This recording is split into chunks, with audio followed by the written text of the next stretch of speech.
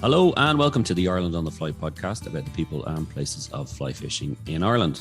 For the latest episode, myself and Tom Dock were joined by David McEvoy, the Fishery and Estate Manager at the Delphi Fishery. It's a fascinating interview with someone who has a wealth of knowledge about salmon and also has some great insights into the success of the hatchery there. Tom, I suppose, really with the Delphi, since Peter Mantle took over, it was once a crumbling, derelict old house in the late 1980s, but it's really been transformed into such a successful and renowned salmon fishery.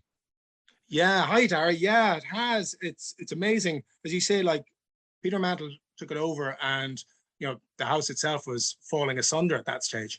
And it's been transformed, you say, into one of the best salmon fisheries here in Ireland. It's on the bucket list of nearly everybody. Yeah. And part of that actually has been David, who we get to speak to now. Who's been there from the get-go, and he's seen it switch from what was once a great sea trout fishery into the salmon fishery that it is now. It's a fantastic spot. I grew up close enough to it. It's about 40 minutes from me, so I kind of know it well enough, and I've been lucky enough to work there and to fish there. It's a fantastic place. You fished it, haven't you? I fished it, yeah, and again, it was similar. Actually, it was on my bucket list. And actually, I did an interview with Peter Mantle years ago when he was still there, and I'll never forget. Actually, it was he'd moved on, but he still had his cottage just up. That's right, the cottage the road. Just between Finloch and Dooloch. Yes, exactly. Yeah. And I have to say, and if Peter is listening to this by any chance, it was one of the best 4 hours I spent in terms of, we had a fabulous lunch. And he's just such a gregarious, sociable, interesting character. He didn't know me from Adam, invited me up, went into the house, the family were there, the kids' friends were there.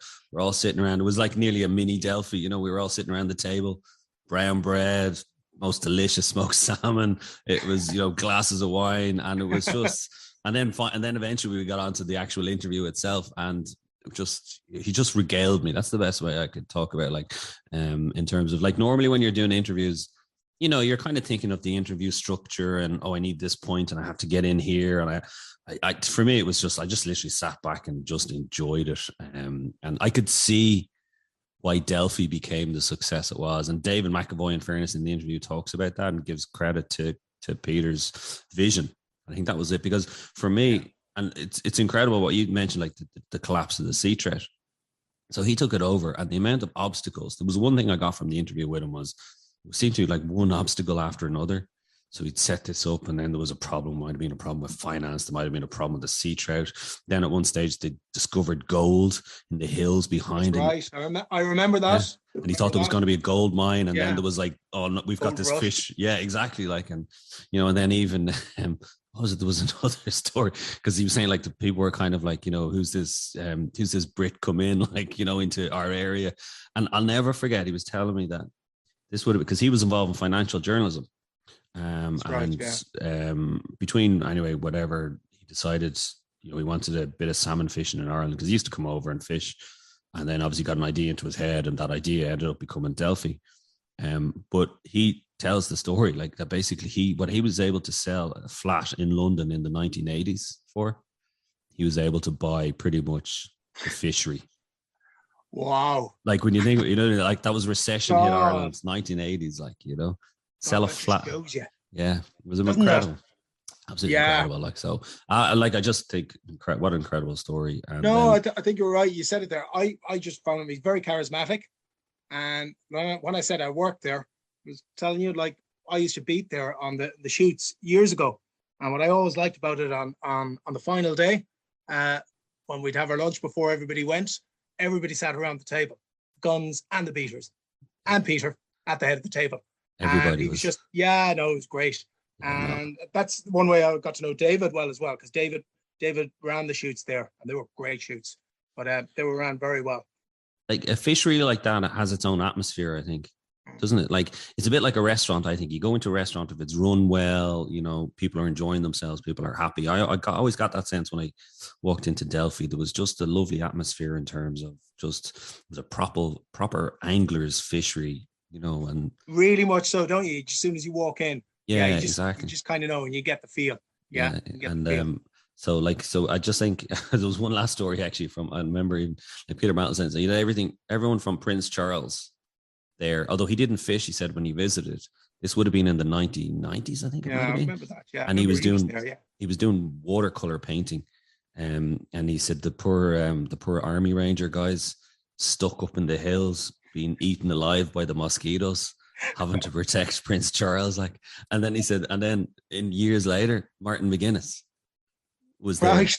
So he said you literally had everybody from Prince Charles to Martin Martin McGuinness. Like, McGuinness. Yeah. you know, Wow. that summed it up, like, you know.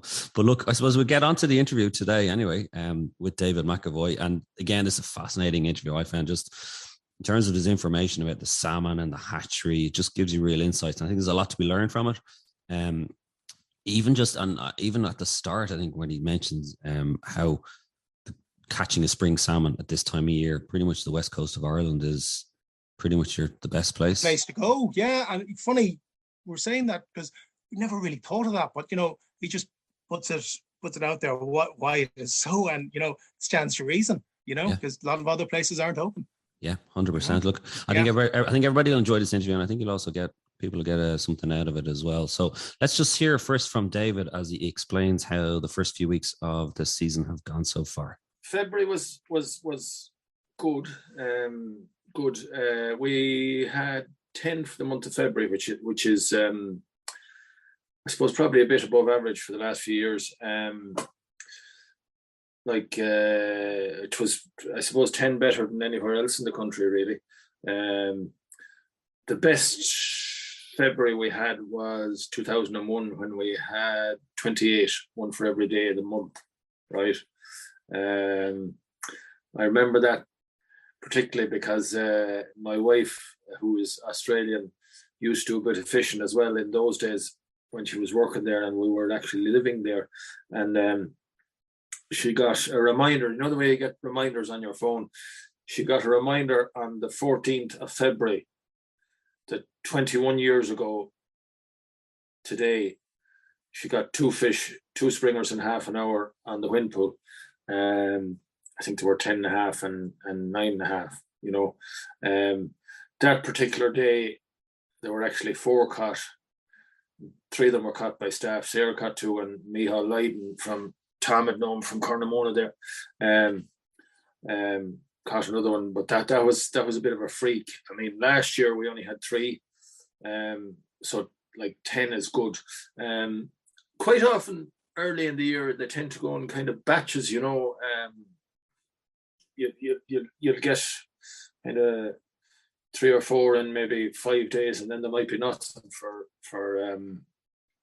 kind of a week or so. I mean, it's been a bit quieter now, we'll say, since about the 20th of February, the 22nd of February. We've had 2 since then. Now, water's been nice. Conditions have been difficult some days, particularly with the wind, you know. There was a couple of days there where there was an upstream wind, and it just makes it very, very difficult, you know. But all in all, like, we can't complain. It's a good start. We were exceptionally busy. I suppose it was the busiest February ever from a rod effort perspective. What'd you put that down to, David? I'd say it must be post-COVID, because we are exceptionally busy till about the first week in June. You see, what I suppose a lot of people have to realise that the months of February, March, April, May, Ireland, and particularly the West Coast, have a competitive advantage over the rest of the world as regards Atlantic salmon fishing. Because, all right, you have Scotland, but Scotland hasn't been great, we'd say, the last decade. Iceland is closed. Norway is closed.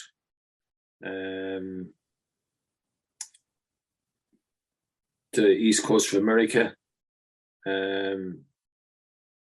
wouldn't be great at the minute. So, and the best chance you have of catching Atlantic salmon this time of the year is the West Coast Fund, you know. Well, not excluding, of course, the Blackwater, but all the rest, like the best harvest fisheries, if you like, according to IFI, would be on the West Coast. And as I often say to people, if you were, we'll say, based in Castlebar or somewhere, in the months of April and May, you have within an hour's drive, like the best of salmon fishing. You know, you have the Moy, you have Carramore, you have Newport, you have Delphi, the Salmon Weir, Ballysadare, you know, they're all prime spring salmon fisheries, you know, and I mean they're as good as you get anywhere, you know, and it's actually a good point, because I hadn't thought of it like that, David, in the sense of from an international perspective, like in terms of, you know, the other countries being closed. Do you think we're missing a trick maybe in that, in terms of the marketing of it? Like maybe, you know, in terms of... We would have quite a lot of overseas visitors now. We've quite a lot of Irish as well. A lot of the smaller West Coast rivers, the other one I forgot was the Owen Duff and the Owen Moor. A lot of the smaller West Coast rivers, they're kind of spate or semi-spate. So a lot of Europeans, now we would get quite a lot of Germans, right? But a lot of the Europeans like big rivers, you know, because they feel there's something about bloody using a big double-handed rod and firing these shooting heads. It's totally different. It's basically chuck and cast and chuck, like, and the water does the work. Whereas the smaller rivers, we'll say from Clifton north all the way to even Ballysadare, a lot of them you have to work at them, you know, and you tend to vary your tactics a lot more than what you would on the bigger rivers, you know. So like someday you might use a copper tube and a small double-handed rod, the next day you could be using a switch rod, and the next day you could be using a single-handed, because you have to match your equipment to suit the conditions, you know. And a lot of people kind of don't recognize that fact. And even I mean, there would be a certain amount of what we call holding pools, you know, on a lot of those smaller rivers, and by their nature they're deep, slow moving pools. So the only way you're going to get fish in them is work the fly, you know. And a lot of people, I don't know if you'd call them lazy salmon fishermen, it's just what they like. They won't do that, right? And it's not easy work a fly with a double-handed rod. You're better off with a good... So actually what you would say there, David, let's say when you get guys who come in who are just used to fishing the bigger rivers, do they find a problem adapting to the smaller ones? Sometimes they do, yeah. And I mean, like if they haven't spoken to me beforehand, they'll come with shooting heads, and to be honest with you, I fire them into the middle of the river, the shooting heads, not the angler, but because they're totally inappropriate. Continuous ones are all right, but I mean, the ones, the jointed ones are a disaster, because you can't strip. Well, you can, but every time you strip, it's going click, click, click, click, and it comes in through the eyes of the rod, like, you know. And you don't need it, because you don't have to cast that far, you know. And we would tend to strip a fair bit, quite a funny, well, let's say a bit of anecdotal history. Seamus Heenan, who, the only reason I'm saying this because we just got a remembrance card from his wife there. He died last February, and I don't know if you knew me, he was a box player as well. As one lad called him, a melodeon driver. But he was an extremely efficient salmon angler, right? And he had learned from his father, right? And Jimmy, who used to sell tickets on Bundora, and the way they fished was basically a double-handed rod. Now, it mightn't have been the one rod, it could have been 3 different pieces put together, right? Yeah. Floating line, that was kind of cracked, so it was maybe an intermediate, and he would put about 4 feet of 18-pound maxima, right? About 4 feet. And the only fly he ever really fished was a badger tube tied on a piece of, he'd pull the wire out of a piece of, it didn't matter whether it's the earth, the neutral, or the live, he'd just pull the wire out and you'd have the tube. So it'd be roadkill.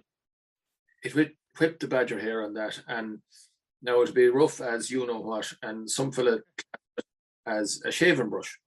And at the time when you had, we'll say, experts like Hugh Falkus and that, talking about salmon fishing, you cast a long line downstream and hold a loop in your hand, and when you mend and mend and mend, and when the fish takes, you let the line go. And Seamus Heenan was the polar opposite, because not alone he'd cast to about 4 o'clock, so relatively square, and not alone would he strip, but he'd also be lifting the point of the rod like that, right? And the badger tube would only be about an inch under the surface, and the first sign of life, if that fish had it, the hook was going to be buried in him, because he got the heave-ho one way or the other, and I think the first year Peter Mantle came there, I think Seamus Heenan had 36 springfish. It's obviously a different approach and different mindset and different skill set needed, David. Is it? What that is nowadays, it's basically what to do with a sunray shadow, except you have a tube on it. You cast relatively square and you strip like hell. Not a lot of difference. And just a funny part of that story, the reason I know it was 18-pound breaking strain, Seamus used to use a gaff, and there was no fence along the river at that stage, and he had left the gaff in the boot of the car, and the river was, we'd say, 20 yards away, and he would have been fairly cool now when he was playing the fish, and he actually backed up to the boot of the car, opened it, and down again, and with the gaff, and landed the fish. And I said to him, "Jiz," I said, "you must have had strong line." He said, "I don't know." He said, "It's the stuff I put on at the beginning of the year." And I said, "What's that?" He said, 18-pound maxima. And so, it just works. Definitely the small rivers are different, and I suppose they vary a lot more depending on conditions. Is it akin to not so much like trout fishing, but in the sense of there's a lot more thinking involved? You have to work it out. There's a bit more of a problem that you have to work out the kind of solution to it. I suppose, the most important thing I would often say to people,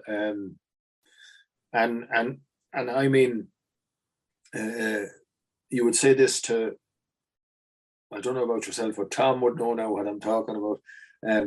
Extremely successful, intelligent people, and I'd say you need fish sense, and they'd look at you and say, "What in the name of Jesus are you talking about?"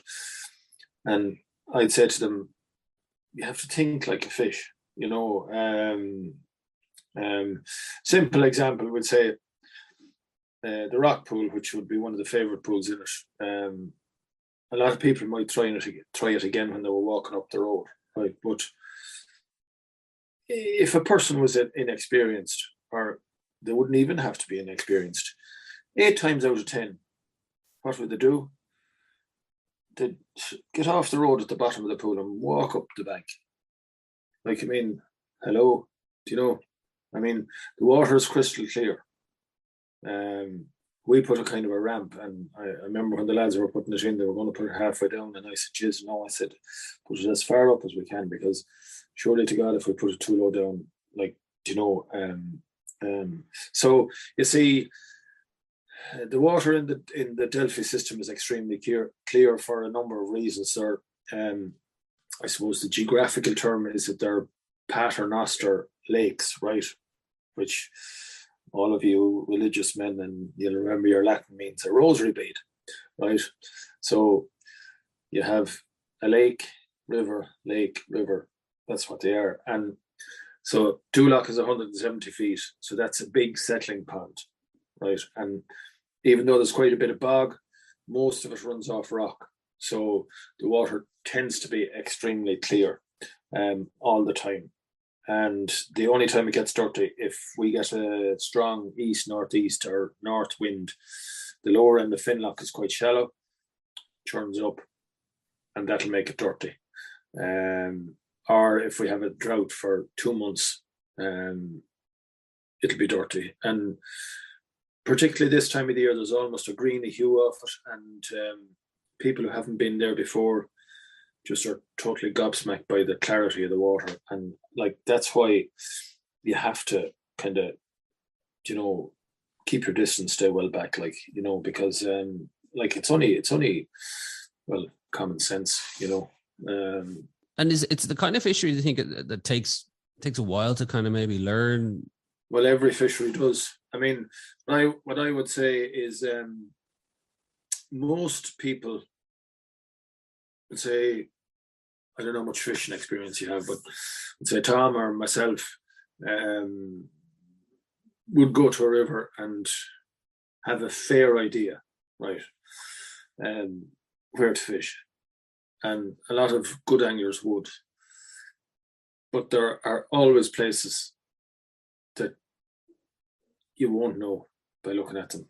And the only way you will learn those is through experience. And even when you think you know it all, you won't. There'll always be certain places that you'll still be learning about, And I mean, I would say people would often ask me, like, what makes a great, say a salmon angler.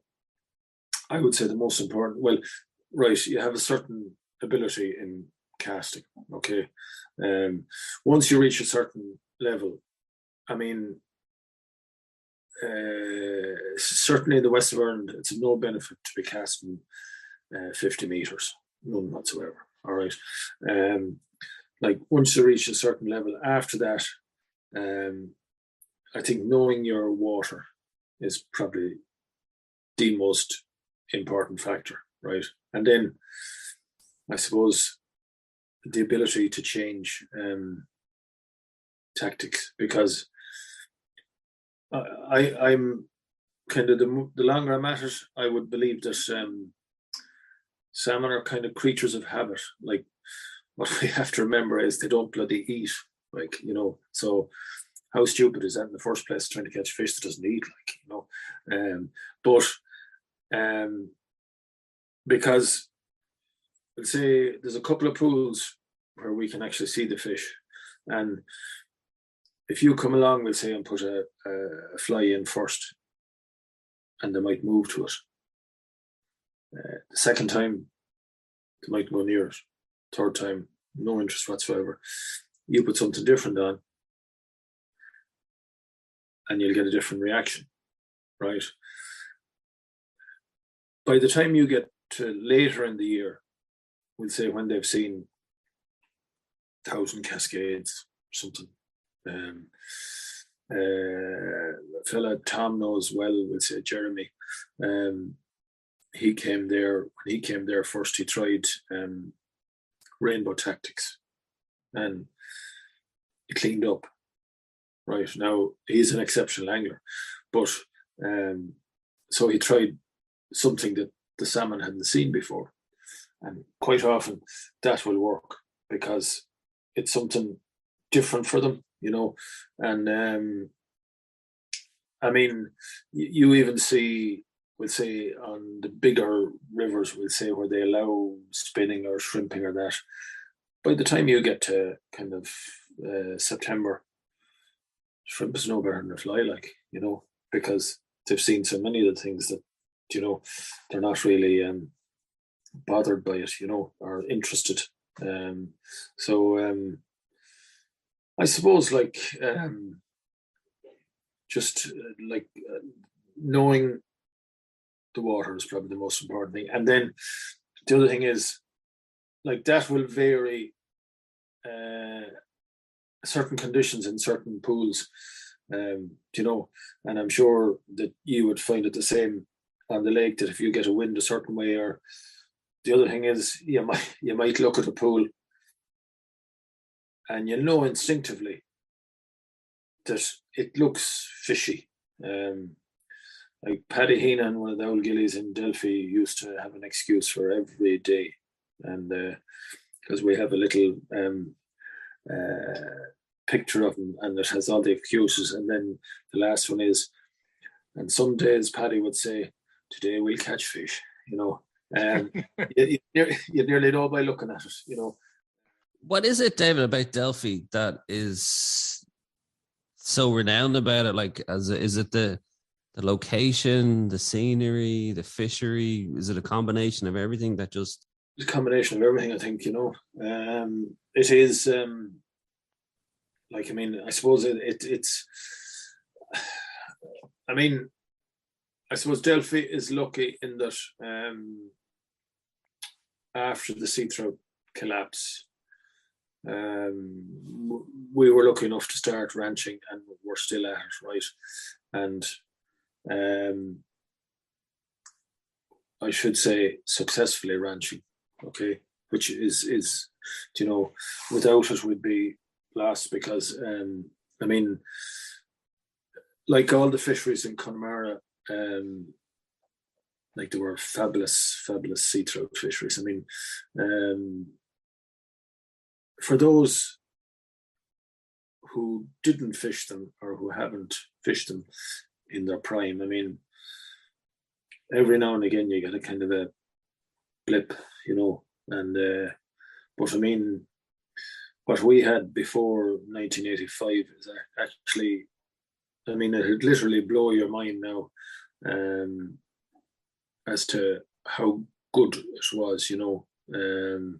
I suppose if you read Kingsman Moore as a man may fish, you might you kind of get a sense of that, do you? Like in terms of that. Yeah. But funny, that gilly I was telling you about, Paddy used to actually gilly for Kingsmill Moore, and one of the things Paddy said is there was more fish in the book than there were in the boat. But no, I mean, you don't hear that one often. No. I mean, like we ourselves, I used to fish with my father and two priests, and I mean, it really, like 30, 40 in a day wasn't unusual. You know, I mean, I wouldn't dream of it nowadays, you know. I mean, I'd love if you could get back to it, but you wouldn't. I mean, in those days, like, I don't know if you were fishing that long ago, but Tom will tell you, if you the way it was with us, if you lost 2 or 3 fish in a row, well, you'd nearly get thrown out of the boat. The idea of actually putting something back was like you'd be excommunicated altogether, like, you know. But I mean, I like, if I wasn't back with them, we'll say today, my job this evening was to collect, because basically we would have fished whatever caught sea trout, and the natural daddies were really good most days. And so if I wasn't fishing today, my job would have been to collect daddies. No, you wouldn't be going anywhere unless you had 200, you know. A load of them. Yeah, you used to have to collect them all, and sometimes put them down in a matchbox. Yeah. You could put them in a matchbox as well. I remember doing that. Yeah. But isn't that, it's amazing, like you're talking about it there, David, like basically it was sea trout then. Yeah. Delphi, because you fished it. I never fished Delphi for the sea trout. I know you had fished it prior to the handshake. Yeah. I don't know, because my dad and myself, we used to always fish Ina. That was the one we went to. Yeah. So you'd have fished it, but like, if you were relying on the sea trout now for there, no. It'd be a no-no, wouldn't it? I mean, no, it would, yeah. I mean, the odd year now and again we get a kind of a, you know, it comes up a bit, and like I have plenty of lads that if it's good enough would come back and fish it. But I mean, I'm not going to ring Irish lads. In other words, I'm not going to tell them a cock and bull story. I'll only tell them what's there. And people that know me long enough now that I'm not going to talk bull, because there's no point. I mean, You get away with the once, David. You will. I mean, you might get away with our American friends, but definitely Paddy doesn't work too long with Paddy, like, you know.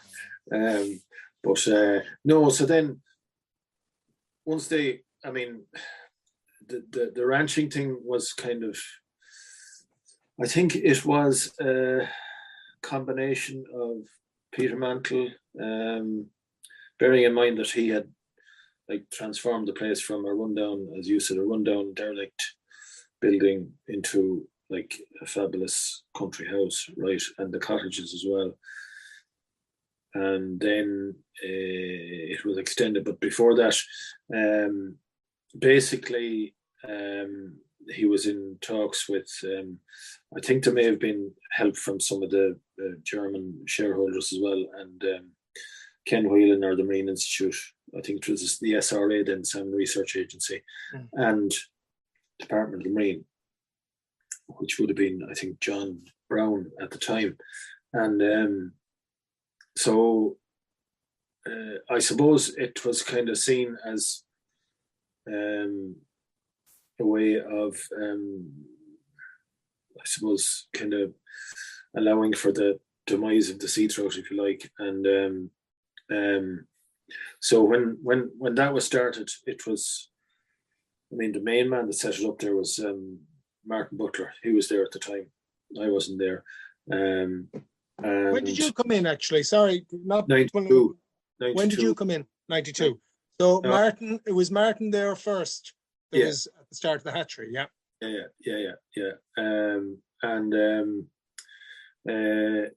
the first release was, first big release was 92. Now, I think at that stage there was some Delphi fish that apparently were from one hen that they got up Glanamora, and apparently as the days went on, she got bigger and bigger and bigger. But she was supposed to be about, I don't know, 20 pounds or something like that. But that first, so they had some, we'll say, Delphi stock, but they also brought in smolts from the SRA. And at that stage, SRA, Marine Institute, Furnace, whatever you like to call it,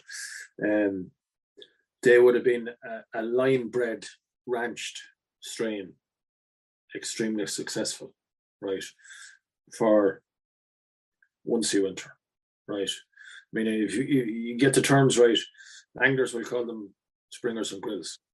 Your scientists will call them MSWs or two sea winters and one sea winters. The SRA was by far and away the most successful at producing one sea winter fish, right?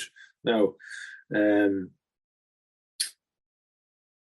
ones that were released from our place were probably even more successful than the SRA itself. I think it was 94. There was one particular batch where there was a return rate of 14% to the coast, right?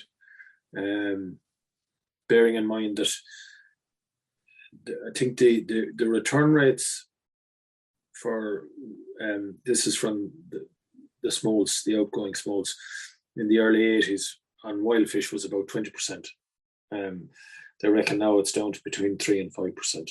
Okay, but that particular batch was 14%. They were SRA Burshul fish. So we had Delphi, we had Burshul, and we also had Kong when we started off. And we didn't keep Kong that long because it fell between two stools. In other words, their springers were a bit in later and their grills were relatively big. And because the springers were a bit later, the drift nets were already going. So quite a lot of them would have been exploited at sea, you know. And so we dropped them. And then, I mean, 97 and 98 were two crazy years. I suppose it's a combination of a lot of factors. There was good fishing weather. and in 97 there was 750 or something like that, and in 98 there was 1,043, which was, I suppose, really too much. I mean, I remember one particular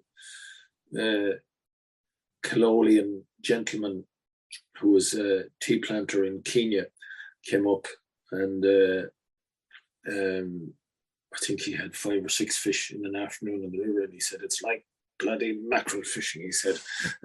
So Shame on you. Can I say, David, what was the reaction like at the time to the idea of a hatchery? Like, was there a lot of opposition to it, or was it kind of like... No, not at that time? No. Everybody was, I mean, there was quite a lot of them at that time. I mean, there are very few now. But at that time... You touched on something there, actually, David. I just want to go back. You said a success, and that brings into it. You said a successful ranching program, which obviously, and I'm not aware of them, obviously there was a few that didn't work well. Well, I mean... Was there? You see, we would have a number of advantages. Number one, we're the sole owner. Right. That's vitally important. Like, you know, I mean, like, I suppose nowadays is probably a lot of people saying, "Well, why can't we do what they do?" I mean, we're down now. We only have Delphi fish. The Burshul fish are gone because we stopped them. Peter was coming under increasing pressure from, I suppose, the Marine Institute and Department of Marine over the use of Burshul fish because they were deemed genetically different, right? Which they obviously are, but I mean, like you'd get lots of people to argue various different points on that one. But so we now, like, the reason they stopped them was the drift net stopped in 2006, right? So everybody in the country, bar none, would have told you that there'd be so many salmon, you'd be able to walk across every river without getting your feet wet. You know, they all said that, and that hasn't happened. Why? I'd say this. It must be. It's something to do with the marine, because, like, what's out there is so big that we don't. I mean, we don't really know. Like, the freshwater environment has not changed that much, if anything, particularly in a small place like ours. If anything, the freshwater environment is better now than it was probably 40 years ago, because you all remember, like, if you went into any town, Ballinrobe had one. My hometown of Enniscorthy had one, a bacon factory. Okay, I think did Ballinrobe have a bacon factory? Castlebar certainly did. Castlebar did. I can't remember whether... All those factories, blood, everything, where did it go? Straight to the nearest water course. That doesn't happen anymore, right? So from that point, the freshwater environment is much better. It's what's going on at sea. I mean, there's been lots of, I suppose, research into it, and I mean, they reckon quite a lot of fish have been caught as a bycatch of, you know, of super trawlers, mackerel fishing fleets. Smolts have been returned. When I say smolts, post smolts, would say October, have been caught in mackerel fishing fleets off Norway.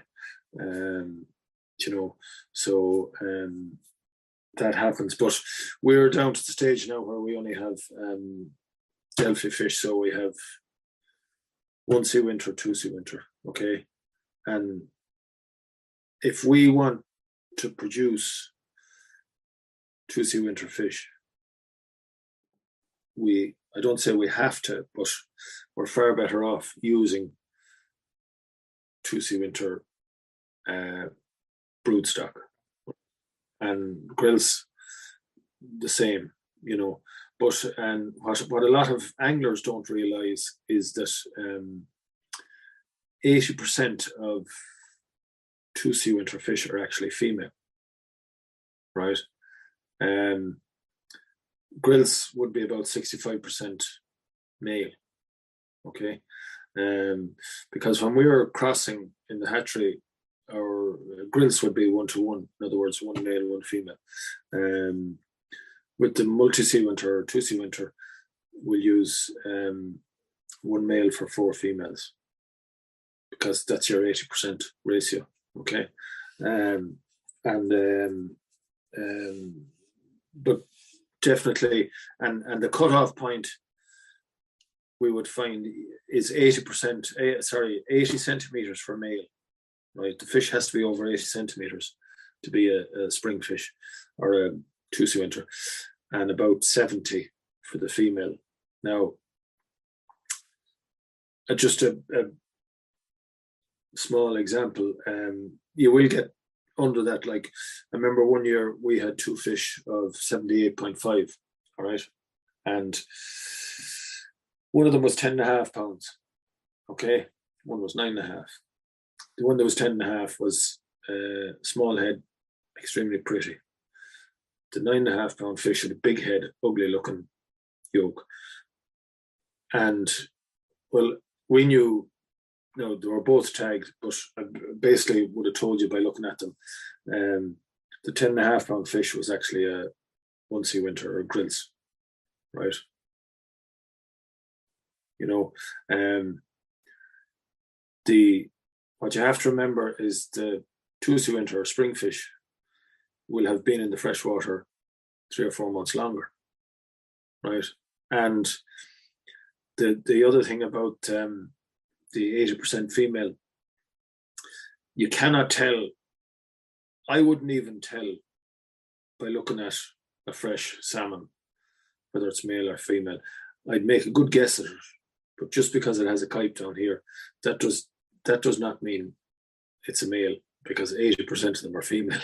You know, I mean, the number of people I've seen say, "Oh, that's a male," because we would have always specified that we cleaned the fish when we weigh them and measure them and that, you know, and we've always cleaned them, and that's why we know that 80% of multi-C winter fish are female,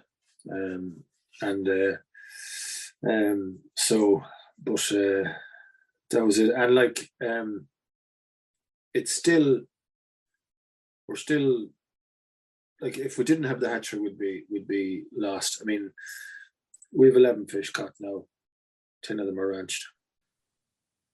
You know, now all wild fish go back, okay, unless it's your first ever. All right. Yeah, you actually have to dispatch the hatchery fish, don't you? Yeah. Because of it. Basically, it's to keep the genetic integrity of the system. Now, some people would say, well, what's the difference between their Delphi origin originally? But scientists will argue that they're a ranched strain. I mean, like, what I often find, I don't know if you find as well, but between the anglers and, we'll say, the scientists or the powers that be, you have 2 extremes, and there's no middle ground, okay? And like, sometimes you'd feel like saying, Jesus, will you ever just look and think about it, like, you know, because that simple thing, like, we had Glenda Powell there a while back, and she didn't even know that 80% of multi-C winter, 2C winter fish are female, you know, like, and a lot of anglers don't. And the old tale of you catch a henfish in September, put her back, and you kill the male. Well, that's the opposite of what you should actually do, you know. And David, tell me about just your own background, because obviously, like, you've huge wealth of knowledge there, just listening to you talk in terms of the salmon and the hatchery and everything. What's your own background and how did you get involved with Delphi? Well, basically, I suppose you could say I've been fishing since I was about, like Tom, since I was about 4 years of age. I was probably in a boat before I could walk.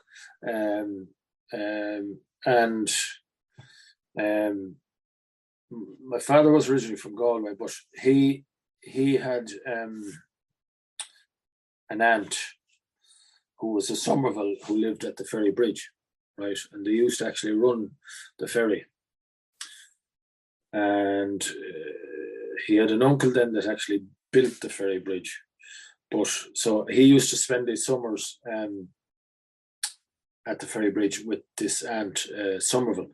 And he actually fished commercially during the war for eels. So I suppose from before I could even walk, I would have been dragged we all were, from pillar to post, like, you know, and most, like nearly all our summers were spent in let's say, Clonbur, and we would have fished kind of all over. And played football. Don't forget the Clonbur Miners. David and myself played together for a couple of games. That's a long time ago, Jesus. That's a long time ago. That's a long time ago, yeah. But, I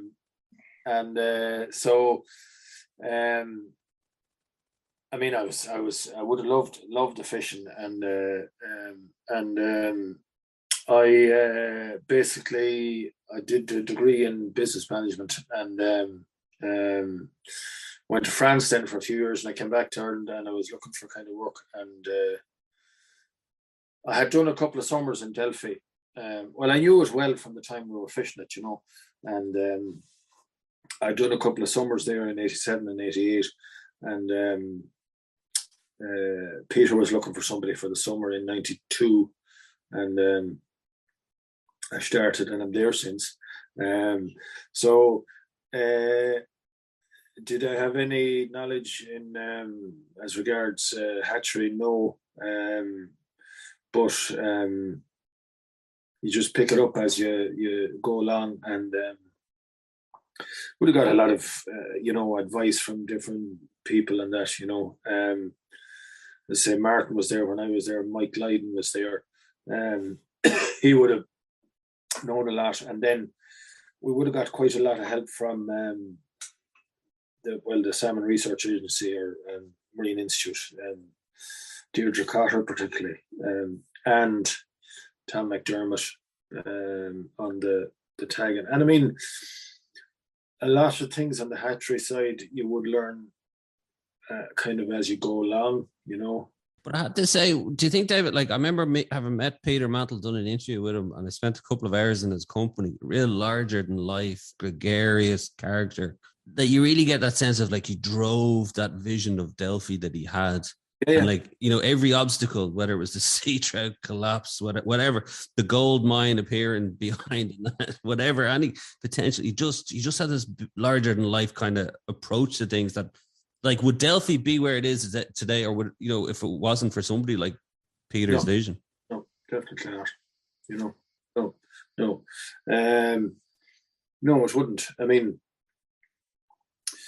well, I mean, like, was it any better previously than any other place? Probably. I mean, the only difference was, I suppose, it always had a good MSW or two-sea winter component. I was going to ask you that actually, because I know John Jr. actually, no, it was a hatchery fish. He won 19.5 pounds a couple of years ago. What's the record there, David? 24. So there's always a good chance of double figure fish there, isn't there? Fairly good, yeah. Funny, we never came across anything huge. I think the biggest, you see, we've had them a meter, right, at broodstock time, but that'll be a male. But what you have to remember about the males, and a lot of people don't realise this, is when you see them in December, it has the head the size of a bloody Labrador. But the head just gets bigger and bigger, doesn't it? Yeah. So let's say a meter would have been a fish. Well, that would have probably been over. It wasn't at the time because we weighed it, but it would have been probably over 20 pounds. But I did find a dead kelt once down the bottom of the river, and whether it was wild or ranched, I don't know, because it was that much, it had gone that far, and it was kind of partially eaten as well. It was 113 centimeters when I measured it, right? So that would have been pretty big, you know. That would have been the biggest fish I had seen, you know. We've had a couple over 20 in the last kind of 10 years, 2 over 20, and there were a few closer, including John Juniors. And actually, just there, because it was, and brings me on to it, like, are they from the river or from the lake? Actually, because we've discussed it there, but primarily the places to fish are Finloch, which is the lower lake, and the river. Is it? Yeah. And what about, do any of the big fish, like what about Dulach and Glencullen? Yeah. They don't really come into the equation, do they? Dulach, yes. I mean, we would have at broodstock time. We would have always tried a few hauls on Dulach, and I remember one year, like, we would actually catch. We didn't this year, but we'd say 1 year in 3. We might catch 1 or 2 fresh fish in December. So, in other words, sea lice fish that wouldn't spawn till the following December, right? And just on that point, it reminds me now of something. An English angler called Lawrence Locke, and I think just the first time it happened, we got a fish on the 6th of December that was ranch fish, and quite unusual because when it closed its mouth, it was slightly off, just ever so slightly offset, and we reckon the fish was about 14 pounds, and we're back anyway, and 6th of December, and on the 27th of February, Lawrence Locke caught a fish in the stream, 13 pounds 15 ounces, and when it closed its mouth, it was just slightly offset, and there was no doubt in my mind that was the same fish. Now, if an angler looked at that, he'd say, "Oh, that's in a week or 2." It wasn't like it was in over 2 months, you know, and nearly 3 months actually. And the reason being that in the early part of the year, when the water temperatures are cold, they go off a lot slower. Whereas if you get a grilse, right, that comes in June, and then the water temperatures go up, they tend to go off a lot quicker than, we'd say. I mean, the spring fish would stay relatively silver, I'd say, up till kind of May. I mean, even a lot that comes in January, February, you know. They do like the temperature affects them quite a lot, you know. You were saying there, did that fish with the offset, did that come out of Dulach, did you say? No, we did get one out in Dulach that was bigger. No, right. It was a wild fish. The lads reckon it was about 20 pounds. Right. Now, yeah, there was one fish. I think it could have been the year there was a couple caught. There was one fish caught up at Dulach that was around the 20 as well. I mean, they weren't sure because they only had a measure. They put it back, you know. They had a picture, but I mean, it's very, very difficult to tell from a picture, you know. Like if you have a good measure, you have some kind of idea, you know, because you'd be to within, we'd say, you'd be to within a pound anyway, you know. But anyway, so we do get. I mean, historically there would have been quite a lot. I mean, I remember Paddy Heenan. It's one of the great old pictures was Paddy Heenan with a fella called Sir Ronald Wingate, and I think it was in the 60s. And I remember there's a little wire-haired Jack Russell as well in the picture, and Paddy was there holding the two fish, and your man had the rod and a fag, probably a fucking sweet afternoon or something. And I remember Paddy saying to me, like, he said, one was 21 and a half and the other was 18 and a half, right? And he said they were both caught on a Jock Scott, one at the Sunk Rock and one at Cross Point. And he said the wind, I remember he said as clear as day, he said the wind was west, he said, and the 18 and a half pounder was in a while and he fought like a demon, and the 21 and a half pounder wasn't that long at all, you know. So, but of course they would have probably were using a double-handed rod, you know. Yeah. But, anyway. Do you get to fish much now, David? Do you get to fish much? No. Well, you know yourself now, COVID, I did, because there was nobody else. I suppose the one thing I taught us was really to appreciate what we have. And we were, I suppose, blessed and lucky to be in a pandemic in such a place, you know. Because you had the lake on your doorstep. I had to go to work every day, and I mean, of course I was going to fish because somebody had to fish, you know. But this year so far, I've probably done about an hour and a half, I'd say, maximum. Because I'd normally do a little bit in February, but as I said, this year in February, it was all gone, you know, everything. So, but anyway. And just finally, David, like obviously, you know, things have started well for you. And like you were saying there, even at the start, kind of you're pretty busy all the way up to the summer. So you're hopeful that 2022 is going to be a good year. Any kind of plans in terms of kind of for Delphi itself going forward for the future, or is it just keep doing what you're doing? If it ain't broke, don't fix it kind of thing? Keep doing what we're doing, you know. I mean, it's I suppose the prime attraction of the place is as a fishery, you know. Like the tourist season in the west of Ireland is quite short. May, June, July, August, you know, or I mean the peak time is June, July, August, particularly July, August. You know, and whereas with the fishing, well, normally the lodge wouldn't be open in February, but cottages are open, and but you still have 7 months, March to September, you know. So I'd say just keep going. I mean,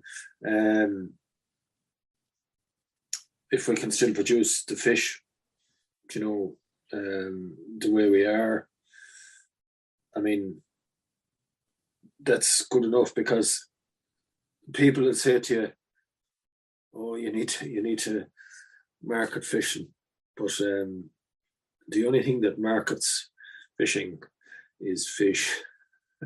You know, you'll get away the first time without fish, but you won't get away the second time without fish. You know, and that's why it's. I mean, I'll put it like this: if I want an honest appraisal of what the fishing like is on Corb, I'll ring Tom Dock, you know, because I know he's going to tell me the truth.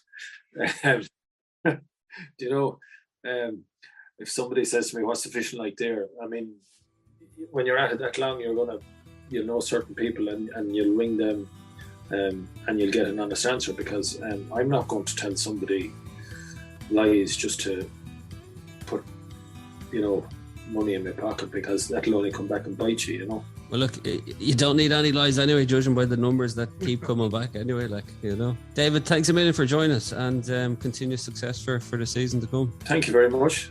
That's great. Thanks to David McEvoy for joining us on the show. Don't forget to rate, review, and follow the Ireland on the Fly podcast on Apple, Spotify, or wherever you get your podcasts from. And plus, you can keep up to date on IrelandOnTheFly.com, as well as on Instagram. And myself and Tom will be back with another episode about the people and places of fly fishing in Ireland.